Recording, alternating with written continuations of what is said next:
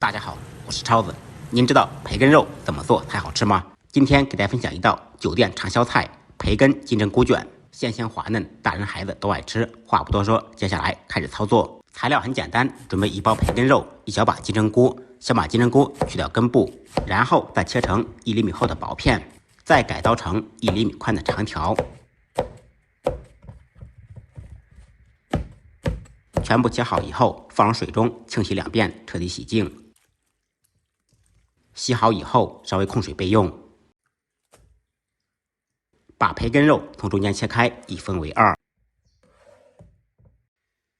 控干水分的金针菇用培根肉卷起来，卷得越紧越好。卷好以后，插上1根牙签固定住。嫌麻烦的这一步也可以交给媳妇儿或者老公来处理。用这种方法将所有的培根、金针菇处理完。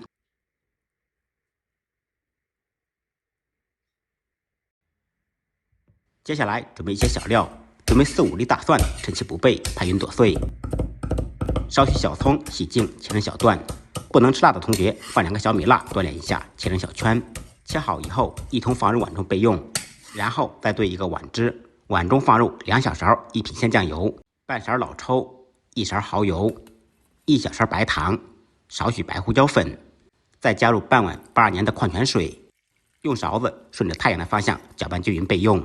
起锅，锅烧热，放少许油，油热以后放入准备好的小料，煸炒出香味。小料炒香，放入1小勺豆瓣酱。继续开小火把豆瓣酱炒香，炒出红油，然后放入卷好的培根金针菇卷，摆好队形，一个一个来。淋入调好的料汁。这个时候改开中火，稍微烧汁一会儿。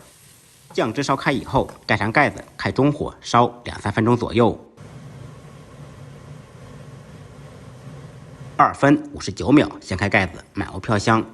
淋入1点水淀粉，把汤汁烧至粘稠，淀粉水调得稍微稀一点，淀粉跟水的比例是1:3，淀粉太稠的话，放进去就结成大块了。这个时候改开大火，边烧边把汤汁浇在培根上面。当汤汁烧至粘稠以后，就可以关火了，撒上一些迷人的小葱花，起锅装入盘中，一道鲜香滑嫩又入味的培根金针菇卷就做好了。装盘以后，可以先把牙签取下来，避免把嘴扎伤。这道菜在我们当地饭店卖得非常火爆，几乎桌桌必点。